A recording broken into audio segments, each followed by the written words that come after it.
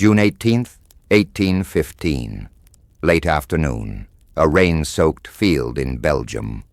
Napoleon Bonaparte has been fighting for hours. His Imperial Guard, the most feared soldiers on earth, is about to make its final charge. Wellington's British line is exhausted, bleeding, barely holding. One more push, just one more push, and the greatest comeback in military history is complete. Then the Prussians arrive. Blucher's fresh army crashes into Napoleon's right flank. The Imperial Guard is repulsed. The French army collapses into chaos. And within days, the most brilliant military commander the world had ever seen is finished, forever exiled to a rock in the middle of the South Atlantic, where he dies 6 years later with nothing left but his memories. Wellington himself, shaking after the battle, called it a damn close run thing. But what if it ran the other way? How easy it was to change here is the cruel truth about Waterloo.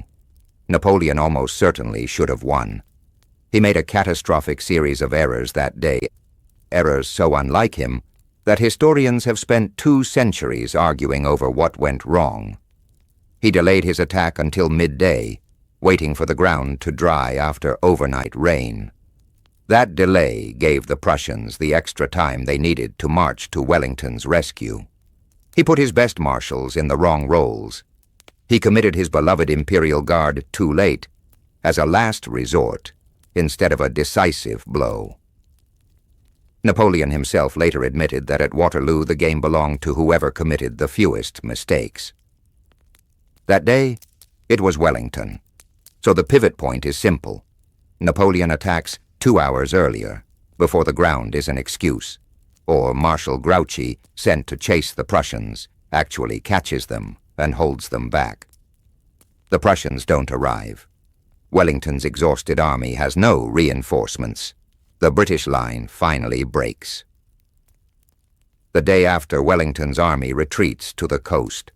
The Bourbon King Louis XVIII, who had been reinstalled on the French throne by the victorious Allies, flees to England this time, for good. Napoleon rides back into Paris in triumph.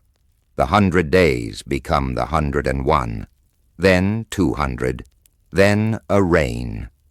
But here is the part that most people miss. A victory at Waterloo doesn't mean Napoleon rules forever unchallenged. Waiting in the wings are 600,000 Russian and Austrian soldiers who weren't at Waterloo at all, already marching west. Britain still has the most powerful navy on earth.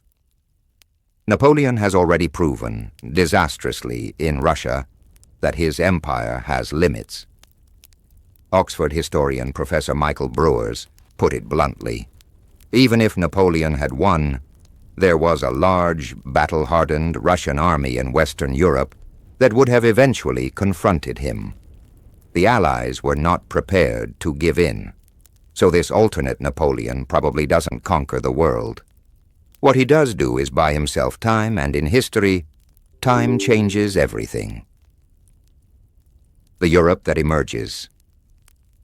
With Napoleon still in power and the coalition humiliated at Waterloo, the Congress of Vienna collapses.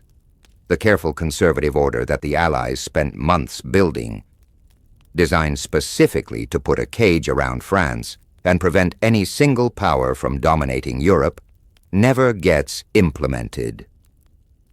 Instead, Napoleon negotiates from strength. France keeps its influence over the German states.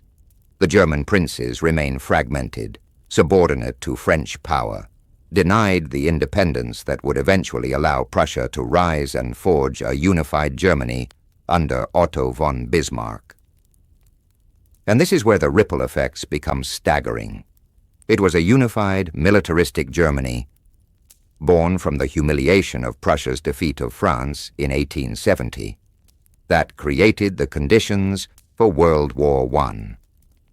That war, in turn, created the humiliated, economically devastated Germany that produced Adolf Hitler. No unified Germany under Bismarck's terms means no German empire hungry for European dominance. No German empire means no assassination in Sarajevo spiraling into global catastrophe. No World War I means no Treaty of Versailles, no Great Depression triggered by war reparations, no desperate German population turning to a fascist demagogue promising greatness. Historians and analysts have argued seriously that a Napoleonic victory at Waterloo could have prevented not just one, but both world wars of the 20th century. As one history magazine put it directly, without the discontent across Europe that followed Napoleon's defeat, a united aggressive Germany might never have come into being, effectively removing the threat of 1914 and everything that followed. What gets lost, but not everything in this alternate world, is better. Napoleon was a genius and a tyrant in equal measure. His legal reforms, the Napoleonic Code, gave Europe its modern framework of law. His insistence on meritocracy over inherited privilege changed the social contract of nations. Under his rule, Jews were emancipated, feudalism was dismantled, and science and the arts were aggressively patronized. But Napoleon was also a conqueror who bled France of an entire generation of young men. His wars, even in victory, would have continued. Spain, which resisted him ferociously, would have remained a bleeding wound on his western flank. And his very success would have required maintaining an empire through force, which empires always eventually fail to do. The peace that actually followed Waterloo, for all its conservative ugliness, kept Europe mostly quiet for 40 years. No Napoleonic peace was ever that clean. The verdict. Waterloo was not just a battle. It was the hinge of the modern world.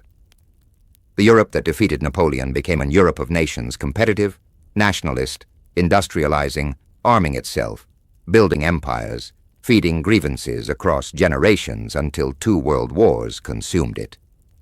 The numbers are almost too large to comprehend. Over 20 million dead in World War I, over 70 million in World War II. A Napoleon who won at Waterloo might have given Europe an empire instead of 100 competing nations, messy, oppressive, resistant, but perhaps not as ultimately catastrophic. Wellington won the battle, but whether he won history is a different question entirely. If Napoleon had won, do you think the world would be better or worse today? The comments are open.